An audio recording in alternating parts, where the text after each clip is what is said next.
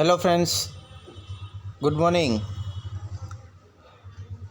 આપણે last video લેક્ચરની અંદર text બુકમાંથી 3 unit છે એ પૂરા કર્યા, બરાબર. યુનિટ 1, યુનિટ 2 અને યુનિટ 3. છેલ્લે યુનિટ 3 છે જોયું, મોહન એન્ડ હિઝ વીણા.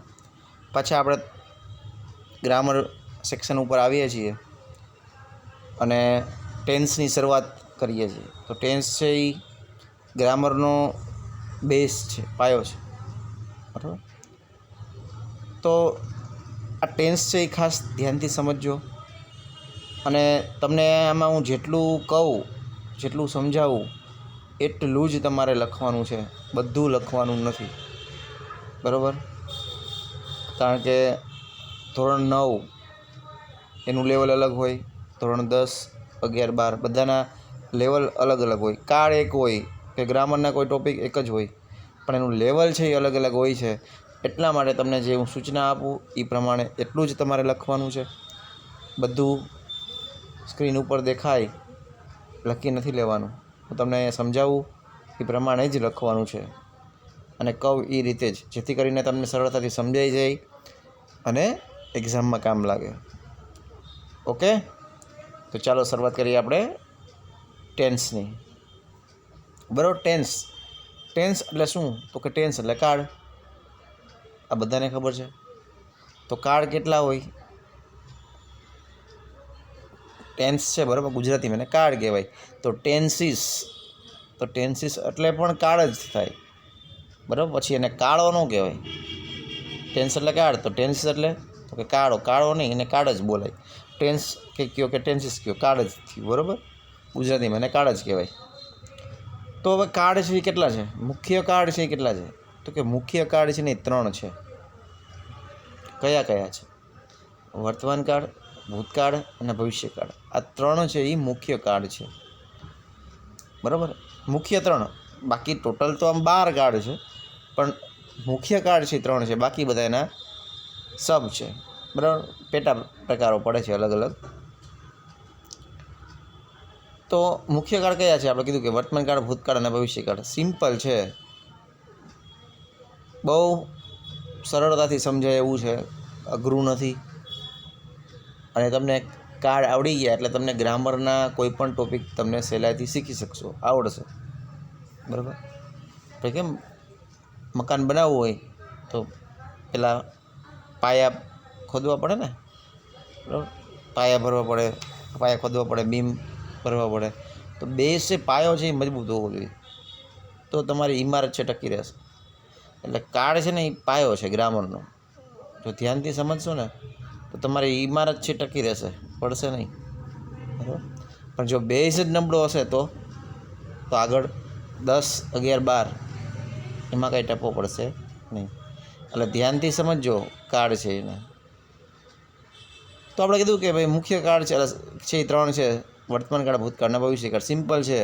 હું એમ કહું કે આજે સોમવાર છે તો વર્તમાન કાળ કહેવાય, બરાબર. ગઈકાલે રવિવાર હતો તો ભૂતકાળ થયો, અને આવતીકાલે મંગળવાર છે તો એ ભવિષ્યકાળ કહેવાય. બધાને ખબર છે. 2021 તો વર્તમાન કાળ કહેવાય, 2022 તો ભવિષ્યકાળ છે અને 2019 તો ભૂતકાળ થયું. ક્લિયર? આમાં કન્ફ્યુઝન નથી. તો હવે 12 કાળ છે, કેવી રીતે નામ યાદ રાખવા? 12 કાળ છે તો એમાંથી સાદા કાળ હોય, ચાલુ કાળ હોય, બરાબર. તો તમે નવરાત્રિ આવે ત્યારે ગરબા રમવા જાઓ છો કે નથી જતા? અથવા તો કોઈના લગ્ન પ્રસંગે તમે જાઓ તો ડિસ્કો નહીં રમતા હોય કે ન રમતા હોય? રમો ને. તો સૌથી પહેલાં જે રાસ સ્ટાર્ટ થાય તો કેવા પ્રકારના રાસ સ્ટાર્ટ થાય? તો કે સૌથી પહેલાં જે રાસ ચાલુ થાય ને સાદા રાસ ચાલુ થાય, બરાબર. તો સૌથી પહેલાં સાદા આવે, બરાબર.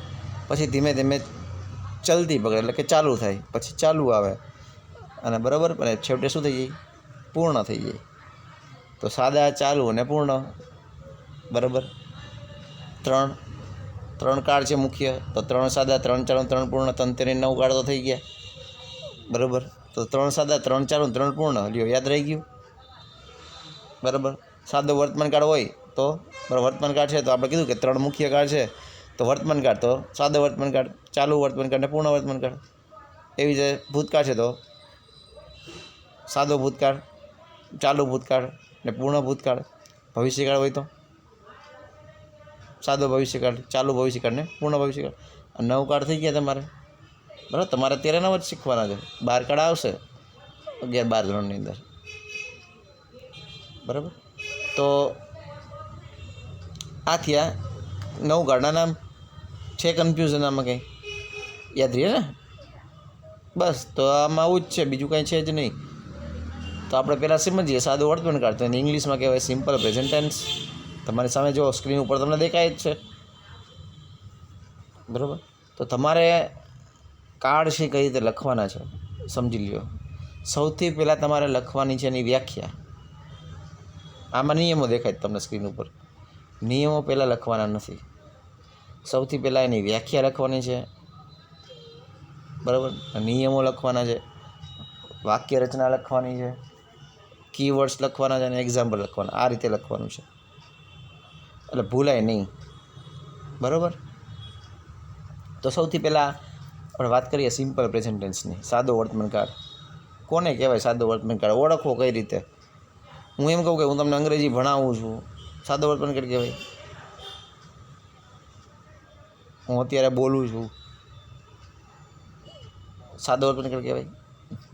જો આમાં હું અંગ્રેજી ભણાવું છું તો સાદો વર્તમાનકાળ કહેવાય, પણ હું અંગ્રેજી બોલું છું, અત્યારે બોલી રહ્યો છું, તો એ ચાલુ વર્તમાનકાળ થઈ ગયો.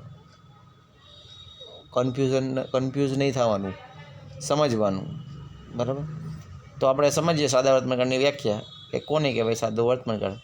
તો જનરલી આપણે કોઈ કાળ કેવી રીતે ઓળખते? તમે જો સિમ્પલ પ્રેઝન્ટ ટેન્સ છે એ આવી જ ગયું છે, 8મા ધોરણમાં શીખી જ ગયા છો.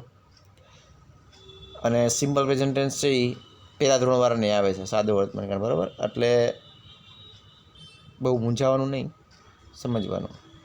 ને અંગ્રેજી છે ને એ અઘરી ભાષા નથી. બરાબર, પહેલાં કીધું છે ને વારંવાર કહેતો આવું છું કે અંગ્રેજી અઘરી ભાષા નથી. એને અઘરી કરી મૂકવામાં આવી છે, અઘરી ભાષા છે નહીં. ચાલો, તો હવે આપણે વાત કરીએ સિમ્પલ પ્રેઝન્ટ ટેન્સ કેવી રીતે ઓળખવું. તો જનરલી એના કીવર્ડ્સ હોય એના આધારે કોઈ પણ કાળ છે આપણે ઓળખવું તો ઓળખી શકીએ. જેમ કે સાદો વર્તમાનકાળ ઓળખવો હોય તો ઓલવેઝ છે. બરાબર, એવરીવાળા દરેક શબ્દ હોય. Every day, every week, every morning, always, often, sometimes, generally, usually, બધા જ સાદો વર્તમાનકાળ દર્શાવતા કીવર્ડ છે. એટલે આવા શબ્દો આવે તો સાદો વર્તમાનકાળ હોઈ શકે. બરાબર, આવા કીવર્ડ આવે એટલે સાદો વર્તમાનકાળ હોઈ શકે. આપણે ઓળખી શકીએ કે ભાઈ ઓલવેઝ આવ્યું તો સાદો વર્તમાનકાળ હોય. બરાબર, બટ દરેક વખતે આવું જરૂરી નથી.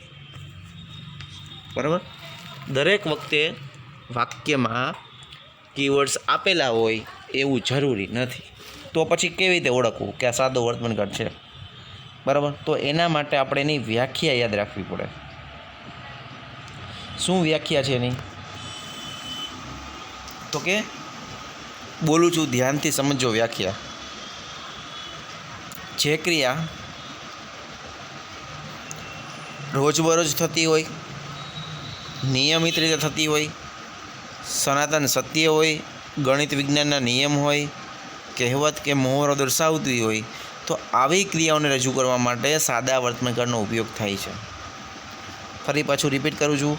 જે ક્રિયા રોજબરોજ થતી હોય, નિયમિત રીતે થતી હોય, સનાતન સત્ય હોય, ગણિત વિજ્ઞાનના નિયમો હોય, કહેવત કે મુહાવરો દર્શાવતી હોય, તો આવી ક્રિયાઓને રજૂ કરવા માટે સાદા વર્તમાનકાળનો ઉપયોગ થાય છે.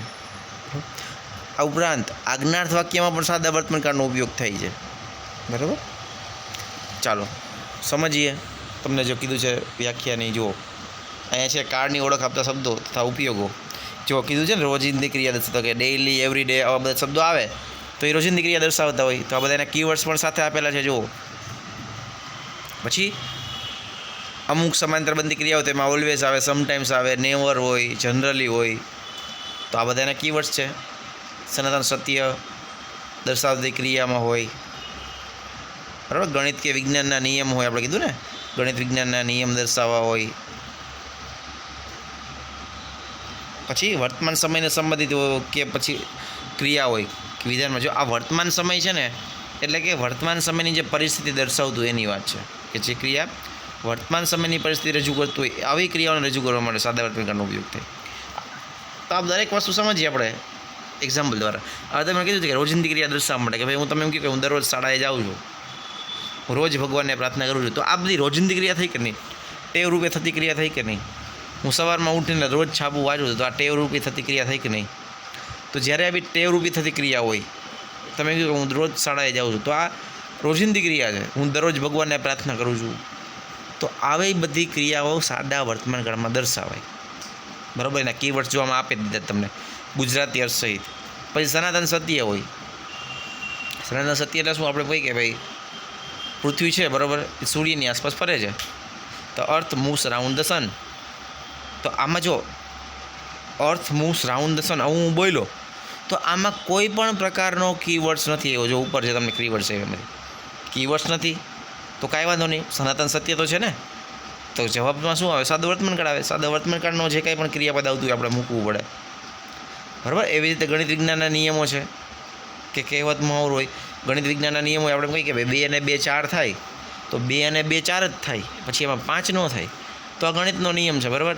તો 2 and 2 make 4, એ ગણિતનો નિયમ છે. પછી વિજ્ઞાનના નિયમ હોય, આપણે કહીએ કે પાણી છે 100 ડિગ્રી સેલ્સિયસ તાપમાને ઉકળે છે, તો water boils at 100 degree Celsius. બોલી ને, water boils at 100 degree Celsius. પાણી છે 100 ડિગ્રી તાપમાને ઉકળે છે. તો આ વિજ્ઞાનનો નિયમ થયો. બરાબર? પછી વર્તમાન સમયને સંબંધિત હોય એવી ક્રિયા, આપણે એમ કહીએ કે નરેન્દ્ર મોદી ભારતના વડાપ્રધાન છે, તો વર્તમાન સમયની પરિસ્થિતિ દર્શાવે છે કે નહીં? યસ ઓર નો? તો હા, સાદો વર્તમાનકાળ આવે એમાં. બરાબર? તમે એમ કહો કે હું 9મા ધોરણમાં ભણું છું, તો સાદો વર્તમાનકાળ. પછી જો આજ્ઞાર્થ વાક્ય, અને આજ્ઞાર્થ વાક્યમાં કૌંસમાં લખ્યું ક્રિયાપદનું મૂળ રૂપ જ હોય, એટલે પછી એમાં એસ કેસ એવું કંઈ પ્રત્યય લાગતા નથી. બરાબર? પછી જો 8 નંબર 9 નંબર એ બધા નિયમો છે, પણ તમારે લાગુ પડતા નથી, અત્યારે શીખવાના નથી. બરાબર? એટલે ખોટું કન્ફ્યુઝ નહીં થવાનું. તમારે સૌથી પહેલાં શું લખવાનું? તમે સાદો વર્તમાનકાળ એન્ડિંગ લખો એટલે કાર્ડની ઓળખ આપતા શબ્દો અને ઉપયોગો છે આ લખી લેવાનું. ક્યાં સુધી? તો કે આ 1 થી 7 નંબર સુધી લખવાનું છે. જો આનો સ્ક્રીનશોટ તમે લઈ લેજો એટલે તમને ખબર પડે. બરાબર? કાર્ડની ઓળખ આપતા શબ્દો તથા ઉપયોગો, આ સ્ક્રીનશોટ લઈ લેવાનો તમારે. બરાબર? આ 7 સુધી. ક્લિયર? ચાલો, હવે આટલું થઈ જાય પછી તમારે સૌથી પહેલાં કાર્ડની ઓળખ શબ્દો લખી, પછી એ લખવાના નિયમો. જો આ નિયમો છે એના શું નિયમ છે? 4 નિયમ છે, ધ્યાન રાખવાના છે. કે કરતા ત્રીજો પુરુષ એકવચન હોય તો ક્રિયાપદને એસ કે એસ પ્રત્યે લાગે. પહેલો નિયમ. ત્રીજો પુરુષ એકવચન શું? તો કે હી સી ઇટ અથવા એકવચનનું નામ, તો એને ક્રિયાપદ હોય ને એની પાછળ એસ કે ઈએસ લગાડવાનું છે, બીજું કાંઈ નથી. બરાબર? તો જો હી છે તો ગોનું શું લાગ્યું? ઈએસ લાગ્યું, ગોસ થઈ ગયું. મોહન છે તો એમાં પ્લેને એસ લાગ્યો, મોહન પ્લેસ ક્રિકેટ. કારણ કે મેં કીધું ને કે મોહન છે ત્રીજો પુરુષ એકવચન કહેવાય, માય ફાધર ત્રીજો પુરુષ એકવચન કહેવાય, તો એમાં પણ ઈએસ લાગ્યું. જો છે my father teaches English, he goes, Mohan place cricket વગેરે. તો તમારે એક્ઝામ્પલ ન લખો તો ચાલશે, ખાલી નિયમ લખી લેવાનો છે કે ભાઈ કરતા ત્રીજો પુરુષ એકવચન હોય તો ક્રિયાપદને એસ કે ઈએસ પ્રત્યે લાગે છે.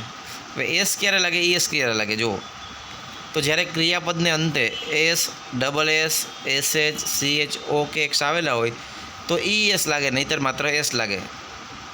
બરાબર? જેમ કે જો ગો છે તો એમાં કીધું ને કે S, double S, SS, CH, O કે એક્સ, તો ઓ આવ્યું જો તો ઈએસ લાગ્યું. જો હી ગોસ. પછી પ્લે છે તો પ્લેમાં જો ખાલી માત્ર એસ લાગ્યું છે, એમાં S, double S, SS, CH, O કે એક્સ નથી. પાછું ટીચમાં જો સીએચ આવ્યું તો એમાં ઈએસ લાગે. બરાબર? જો ક્રિયાપદને અંતે S, double S, SH, CH, O કે એક્સ આવેલા હોય તો ઈએસ પ્રત્યે લાગે છે, બાકી બધે માત્ર એસ પ્રત્યે લાગે. બરાબર? ત્યાર પછી વાત કરીએ નેક્સ્ટ બીજો નંબરનો નિયમ છે એની કે જો કરતા ત્રીજો પુરુષ એકવચન હોય, નકાર વાક્યની વાત છે, તો ડઝ નોટ મૂકીને ક્રિયાપદનું મૂળ રૂપ જ વપરાય છે. આપણે કીધું કે નકાર અને પ્રશ્નાર્થ વાક્ય રચના હોય તો એની અંદર સાદો વર્તમાન કાળ હોય, નકાર અને પ્રશ્નાર્થ વાક્ય રચના હોય તો ડુ અથવા ડઝ મુકાય. તો ડુ ક્યારે લાગે, ડઝ ક્યારે? જો ત્રીજો પુરુષ એકવચન હોય તો ડુ લાગશે, નહીં તો ડઝ લાગશે. બરાબર, જો અહીંયા છે હી ડઝ નોટ ગો, તો હી છે ત્રીજો પુરુષ એકવચન કહેવાય તો ડઝ આવ્યું છે. બરાબર, મોહન માય ફાધર આ બધામાં ડઝ. પણ માનો કે અહીંયા આઈ હોત, હીની જગ્યાએ આઈ હોત તો શું આવત? તો આઈ ડુ નોટ ગો એવું આવત. ત્રીજો પુરુષ એકવચન હોય ત્યારે જ ડઝ, નહીંતર ડુ.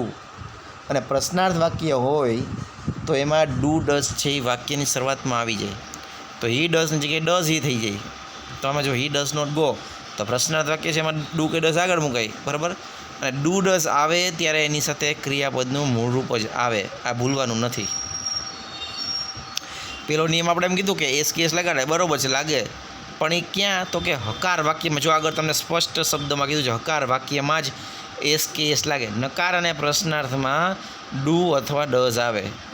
ત્રીજો પુરુષ એકવચન તો ડઝ આવશે, નહીંતર ડુ આવશે. નકારમાં નોટ આવે, પ્રશ્નાર્થ વાક્ય હોય તો એની વાક્યની શરૂઆતમાં ડુ અથવા ડઝ આવે. તો 3 નિયમ સમજાય છે. બરાબર, ત્રીજો પુરુષ એકવચન ન હોય તો ડુ મૂકવાનું છે. પછી ચોથો નિયમ છે કે જો આપેલ વાક્યમાં ત્રીજો પુરુષ એકવચન ન હોય તો ક્રિયાપદનું મૂળ રૂપ જ વાપરવાનું છે. જેમ નકાર અને પ્રશ્ન વાપરાય એ પછી એમાં ડુ ડઝ આવે નહીં. બરાબર, અહીંયા હી ગોસ છે. જો હકાર વાક્યમાં પહેલો નિયમ જો એમાં હી ગોસ લખ્યું છે, પણ માનો કે અહીંયા તમને આઈ આપ્યું હોત તો આઈ ગો, મોહનની જગ્યાએ આવ્યો હોત તો આઈ પ્લે ક્રિકેટ એટલું જ આવત. પછી આઈ પ્લેઝ ક્રિકેટ ન આવે. બરાબર, તો આઈ પ્લે ક્રિકેટ આવશે, કારણ કે મોહન છે ત્રીજો પુરુષ એકવચન છે તો એસ કેસ લાગે. પણ જો ત્રીજો પુરુષ એકવચન ન હોય તો ક્રિયાપદનું મૂળ રૂપ મૂકવું. આ નિયમ નંબર 4માં લખી લેવાનું તમારે. આમાં દેખાઈ જાય નિયમ નહીં લખવાનો, હું બોલું એ લખવાનો. બરાબર, કે ત્રીજો પુરુષ એકવચન હોય તો એસ કેસ લગાડવાનો છે. પણ એસ ક્યાં લાગે, એસ ક્યાં લાગે તો એના માટે હું બોલ્યો. ભલે આમાં નિયમમાં નથી પણ હું બોલ્યો, તો તમારે સમજાય તો તમારે એ રીતે તમારે બીજો નિયમ કરીને લખી લો. આમાં દેખાય એ રીતે લખવું જરૂરી નથી, તમને સમજાય એ રીતે લખવું જરૂરી છે. 4 લાઈન ભલે 5 નિયમ થઈ જાય. બરાબર, આ રીતે. તો આ એના નિયમ હતા. પછી વાક્ય છે, 3 પ્રકારના વાક્યો આવે જનરલી, હકાર, નકાર અને પ્રશ્નાર્થ. તો જો જોઈ લઈએ આપણે કે આઈ પ્રે ગોડ ડેલી, કે હું દરરોજ ભગવાનને પ્રાર્થના કરું. જો સાદા વર્તમાન કાળ કહેવાય કે ન કહેવાય? દરરોજ નિયમિત રીતે બનતી ક્રિયા થઈ કે ન થઈ? બરાબર, જો આઈ છતાં પ્રે જો, તો આમાં એસ કે એસ નથી. મેં કીધું હતું કે જ્યારે ત્રીજો પુરુષ એકવચન હોય તો જ એસ કે એસ લાગે ક્રિયાપદને. તો આમાં આઈ પ્રે જ છે. જો ખાલી માનો કે અહીંયા તમને બીજું નામ આપ્યું, અમિત આપ્યું હોત માનો કે, તો અમિત પ્રેઝ ગોડ એવું ડેલી છે. બરાબર, તો પછી એમાં એસ કે એસ લાગત. બરાબર, આઈ વી યુ ધે હોય તો ત્રીજો પુરુષ એકવચન કહેવાય નહીં, એટલે એમાં એસ કે એસ લાગે નહીં. આટલું યાદ રાખવાનું. જ્યારે હી સીટ આવે અથવા એકવચનનું નામ આવે તો જ એસ કે એસ લગાડવાનું છે. જો શીતલ છે એ એકવચનનું નામ કહેવાય કે ન કહેવાય? કહેવાય, તો એમાં એસ કે એસ લાગે. તો જો શીતલ ઓલવેઝ સ્ટેન્ડ્સ ફર્સ્ટ, તો સ્ટેન્ડમાં એસ લાગ્યો જોવો છે. ધ્યેય છે પછીનું એક્ઝામ્પલ, ધ્યેય, તો એમાં ત્રીજો પુરુષ એકવચન ન કહેવાય, તેમાં મૂળ રૂપ જ આવે. જુઓ, તો ધ્યેય વોટર ધ પ્લાન્ટ્સ ડેઇલી. બરાબર, કે તેઓ છોડવાઓને પાણી પીવડાવે છે.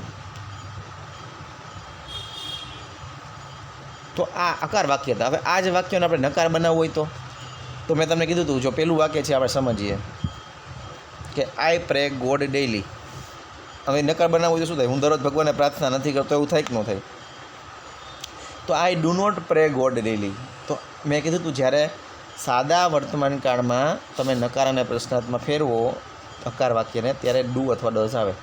તો આમાં આઈ છે એટલે ડુ મૂક્યું. બરાબર, I do not pray God daily. અને આની અંદર નકાર અને પ્રશ્નાર્થ વાક્ય હોય તો એની અંદર ડુ ડઝ આવે ત્યારે એની સાથે હંમેશા ક્રિયાપદનું મૂળરૂપ જ આવે. એટલે કે એસ કેસ પછી લાગતા નથી. ધ્યાન રાખવાનું. બરાબર, એસ કેસ પછી લાગે નહીં. ડુ ડઝ આવે તો એસ કેસ નીકળી જાય, ન લાગે. I do not pray God daily. આ જ વાક્યના પ્રશ્નમાં ફેરવવાનું તો ડુ ક્યાં આવી જશે આગળ? બરાબર, તો do you pre God daily? Do you pre God daily, તો જો ડુ આગળ આવી ગયું, આ પછી વળી. પણ આપણે પ્રશ્ન ન કરીએ, પૂછીએ ને કે શું હું રોજ ભગવાનને પ્રાર્થના કરું છું, એટલા માટે યુ આપ્યું છે. Do you pre God daily, શું તમે રોજ ભગવાનને પ્રાર્થના કરો છો? છેલ્લે પ્રશ્નાર્થની સાઇન ભૂલવાનું નહીં. ચાલો પછી બીજું વાક્ય છે હકારમાં. જુઓ, શીતલ ઓલવેઝ સ્ટેન્ડ ફર્સ્ટ. પ્રથમ આવે છે, પ્રથમ નથી આવતી, અને શું પ્રથમ આવે છે એવું પૂછવું હોય તો નકારમાં ફેરવવું પડે ને, નથી આવતી તો શીતલ ત્રીજો પુરુષ એકવચન કહેવાય. તો જેમાં ડુ ડઝ આવ્યા, જો આપણે કીધું તો નકાર ફેરવડે ડુ ડઝ આવે, પણ શીતલ ત્રીજો પુરુષ એકવચન કહેવાય તો ડઝ આવશે. આઈ પ્રથમ પુરુષ કહેવાય ડુ હતું, તો Sheetal does not always stand first. ખાલી ડઝ નોટ મૂક્યું છે, બીજું કાંઈ નવું નથી. બરાબર. ડુ ડઝ ક્યારે આવે તમારે એટલું યાદ રાખવાનું છે કે ત્રીજો પુરુષ એકવચન હોય તો ડઝ, ન હોય તો ડુ. એટલે Sheetal does not always stand first. જો અહીંયા હકારમાં એસ લાગ્યો તો સ્ટેન્ડ્સમાં, જો અહીંયા નીકળી ગયો. શું કામ? મેં કીધું ને કે ડુ અથવા ડઝ વાક્યમાં આવે ત્યારે એની સાથે હંમેશા મૂળરૂપ જ હોય, એસ કે એસ લાગે નહીં, હોય તો નીકળી જાય. એટલે Sheetal does not always stand first, stands નહીં, સ્ટેન્ડ ફર્સ્ટ. ક્લિયર એટલું? આ જ વાક્ય પ્રશ્નાર્થ બનાવવું હોય તો ડઝ ક્યાં આવી જાય? વાક્યની શરૂઆતમાં. નોટ નીકળી જાય, નકાર છે તો જ નોટ આવે, પ્રશ્નમાં પછી નોટ આવે નહીં. એટલે શું થયું? જો does Sheetal always stand first? Question mark. સમજાય છે મિત્રો? ચાલો પછી છેલ્લું વાક્ય છે ધે વોટર પ્લાન્ટ્સ ડેઇલી. આને નકાર બનાવવું હોય તો શું થાય? જો ધે છે ત્રીજો પુરુષ એકવચન ન કહેવાય એટલે ડુ આવ્યું. જો નહીતર ત્યાં કંઈ નામ હોત તો શું મૂકત, અથવા હી આપ્યો તો આપણે પાછું ડઝ મૂકત. બરાબર. હી આપ્યો તો હી ડઝ નોટ એવું થાત. અહીંયા ધેય છે ત્રીજો પુરુષ એકવચન ન કહેવાય એટલે they do not water the plants daily. પ્રશ્નાર્થ બનાવવું તો શું થાય? હવે તમે કહો તો ચાલો તો ડુ આગળ આવે કે ન આવે? નોટ નીકળી જાય એટલે do they water the plants daily. છેલ્લે ચોટલી ભૂલવાની નહીં. તો આ ત્રણ પ્રકારના વાક્ય થઈ જાય, હકાર, નકાર અને પ્રશ્નાર્થ. ચાલો પછી જોઈએ આપણે એના એક્ઝામ્પલ. જુઓ, does Priya watch movie daily? શું પ્રિયા દરરોજ ફિલ્મ જોવે છે? બરાબર. Ansh reads the Gita every day. Ansh દરરોજ ગીતા વાંચે છે. જો તો રીડ્સ અંશ ત્રીજો પુરુષ એકવચન કહેવાય તો એસ કેસ લાગ્યું છે. અહીંયા પ્રિયા ત્રીજો પુરુષ એકવચન છે એટલે એની સાથે ડઝ આવ્યું છે. I always speak truth. હું હંમેશા સાચું બોલું છું. બરાબર. They sometime visit the garden. જોઈએ ધે એવું તો વિઝિટમાં વિઝિટ્સ નથી, ખાલી વિઝિટ મૂળરૂપ જ એવું, કારણ કે ત્રીજો પુરુષ એકવચન નથી એટલા માટે. We never avoid homework. બરાબર. The sun rise in the east. સૂર્ય પૂર્વમાં ઉગે છે. The earth moves round the sun. સનાતન સત્ય છે, આમાં કીવર્ડ્સ નથી. પછી ગણિત વિજ્ઞાન નિયમ છે. જો 2 and 2 make 4 છે, 2 અને 2 4 થાય. Water does not boil below 100 degree Celsius. કે પાણી 100 કરતાં નીચા તાપમાને ઉકળતું નથી. પછી Gandhinagar is the capital of Gujarat. તો જો વર્તમાન સમયની સ્થિતિ દર્શાવે છે. ગાંધીનગર છે ગુજરાતનું પાટનગર છે. Narendra Modi works as the PM of India. ભારત વર્તમાનની ક્રિયા છે, જો કે ભારતના વડાપ્રધાન તરીકે કામ કરે છે. આજ્ઞાર્થ વાક્ય એવું. જો ચિલ્ડ્રન ડોન્ટ શાઉટ. મેં કીધું તેની તો ક્રિયાપદનું મૂળ રૂપ જ આવે. બાળકો બૂમો ન પાડો. બરાબર. તો તમારે કઈ રીતે લખવાનું છે સમજી લેજો મિત્રો, એટલે તમારે ભૂલ થાય નહીં એક્ઝામ. બરાબર. તમે બુકમાં કઈ રીતે લખો છો સમજજો.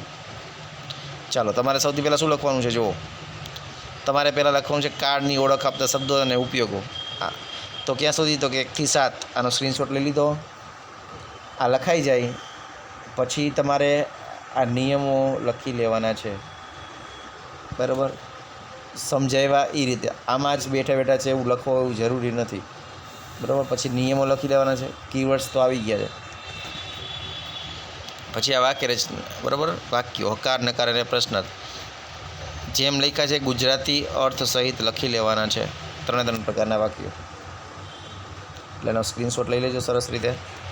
અને ત્યાર પછી એક્ઝામ્પલ લખવાના છે. તો એક્ઝામ્પલ કેટલા લખવાના છે સમજી લ્યો. બરાબર. પહેલાં તમારે લખવાના છે 1 થી 5. પહેલાં 5 લખવાના છે. ત્યાર પછી 9 અને 10. બરાબર. 9 અને 10. હું જે નંબર બોલું એ જ એક્ઝામ્પલ લખવાના છે, બધા નથી લખવાના. તો 1 થી 5, પછી 9 અને 10, ત્યાર પછી 12 નંબરનું એક્ઝામ્પલ છે એ લખવાનું છે, અને 15 નંબરનું એક્ઝામ્પલ. તો આટલા એક્ઝામ્પલ લખવાના છે તમારે. ટોટલ 9 એક્ઝામ્પલ થયા, બરાબર. અને સોરી 14 નંબરનું, ટોટલ 10 એક્ઝામ્પલ લખવાના છે. ફરી પાછું રિપીટ કરી દઉં. 1 થી 5, 9 અને 10 એટલે 7 થયા, 7, પછી એક 12 નંબરનું, 8, અને 14 અને 15. ઓકે, તો આ રીતે એક્ઝામ્પલ લખી લેવાના છે. અહીંયા તમારો સાદો વર્તમાનકાળ છે એ પૂરો થઈ જાય, અને બીજા એક્ઝામ્પલ છે એની પ્રેક્ટિસ કરજો. Okay, thank you friends.